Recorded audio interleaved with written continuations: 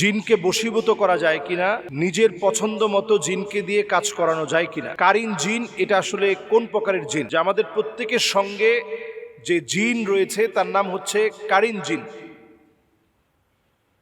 প্রত্যেকের সঙ্গে যে জিন রয়েছে কারিনাতুল মুজমিন বা কারিন জিন আমাদের প্রত্যেকের সঙ্গে রয়েছে।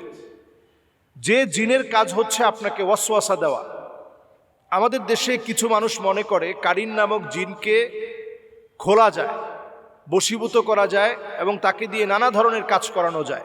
এটি একটি ভুল বিষয় এবং অপব্যাখ্যা ছাড়া কিছু না।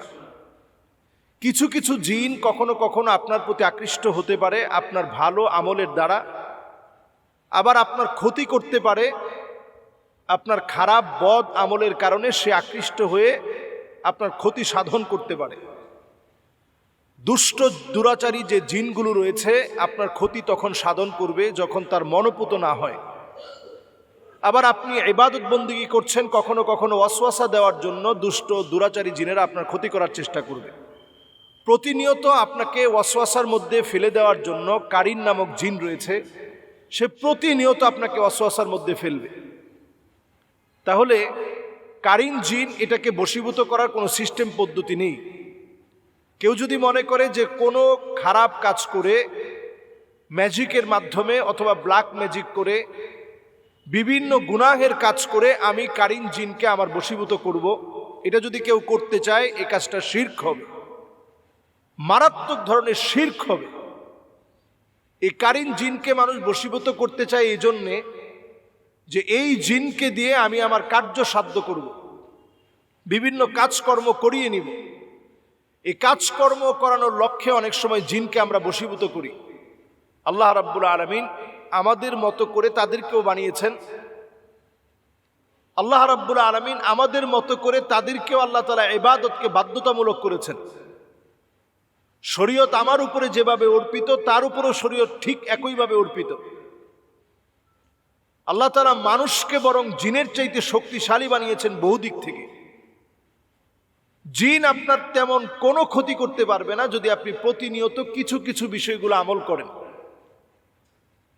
যদি আপনি প্রতিনিয়ত আয়াতুল কুরসি পড়েন, সূরা ইখলাস, সূরা ফালাক, সূরা নাস পড়েন, সূরা জিন যদি আপনি তেলাওয়াত করেন, ঘুমানোর আগে যদি সূরা জিন 3 বার তেলাওয়াত করেন, ফজরের পরে যদি আপনি 3 বার তেলাওয়াত করেন, কিছুদিনের ভিতরেই জিন আপনাকে ভয় পাবে। তাদেরকে বশীভূত করা লাগবে না। আপনি দেখবেন কোনো জিন আপনার কোনো ক্ষতি করবে না, বরং আপনার ভক্ত হয়ে যাবে। কিন্তু বশীভূত করে আপনি বিভিন্ন ভাবে তাদেরকে দিয়ে কাজ করাবেন, এই চিন্তা টাকা অর্থ কামাবেন, তখন তারা আপনার ক্ষতি করতে না পারলেও আপনার পরবর্তী প্রজন্মের ক্ষতি করবে, আপনার সন্তানদের ক্ষতি করার চেষ্টা করবে।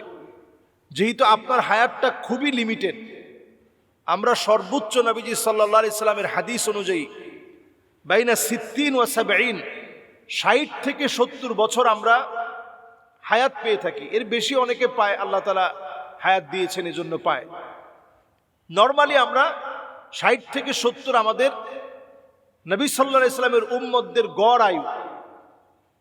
স্বাভাবিকভাবে আমরা 60-70 বছর বাঁচি। আর একটা জিন 2500, 3000, 3500 বছর পর্যন্ত বাঁচে। তো সে আপনার প্রতিশোধ নিতে না পারলেও পরবর্তী প্রজন্মের প্রতিশোধ নিবে। এই জন্য এই বিষয়টা অত্যন্ত খেয়াল রাখা দরকার যে জিন নিয়ে ঠাট্টা করার বিষয় না। আমরা কারিন জিনকে, এখন এই শব্দটা একেবারে পরিচিত, অনেকেই এই কারিন জিনকে বশীভূত করার বিভিন্ন মন্ত্র শিখছেন, নানাভাবে এটাকে কিভাবে বশীভূত করা যায়। এই ধরনের মন্ত্রতন্ত্রে বিশ্বাস করে ঈমান ধ্বংস করা যাবে না। নবী সাল্লাল্লাহু আলাইহি সাল্লাম বলছেন, মান আতা কাহিনান আও আররাফান ফাসাদ্দাকাহু বিমা ইয়াকুল ফাকাদ কাফারা বিমা উনজিলা আলা মুহাম্মদ সাল্লাল্লাহু আলাইহি সাল্লাম। কেউ যদি এই জাতীয় কর্মকাণ্ড করে, বিভিন্ন জিনকে বশীভূতকরণ অথবা এই ধরনের গণকদের কথাবার্তা এগুলো যদি বিশ্বাস করে, ফাকাদ কাফারা বিমা উনজিলা আলা মুহাম্মদ সাল্লাল্লাহু আলাইহি সাল্লাম, নবীজি সাল্লাল্লাহু আলাইহি সাল্লামের উপরে যা অবতীর্ণ হয়েছে সে কেমন যেন এটাকে পুরা অস্বীকার করলো। কাজী এই জাতীয় কর্মকাণ্ড পুরোপুরি আমাদের মন থেকে বাদ দিতে হবে। এবং জিনরা কোনোভাবেই আমার চাইতে শক্তিশালী না। একটা আয়াত আপনি মুখস্থ করে নেবেন, আল্লাহু খায়রুন হাফিযান وهو أرحم الراحمين। এই আয়াতে কারিমাটা প্রতিনিয়ত পড়েন, ইনশাআল্লাহ কোন জিন আপনার চাইতে শক্তিশালী হতে পারবে না, বশীভূত করা লাগবে না, এমনি তারা আপনার ভক্ত হয়ে যাবে, আপনার দ্বারে কাছে তারা ঘেঁষতে পারবে না। ক্ষতি করা তো অনেক দূরের বিষয়।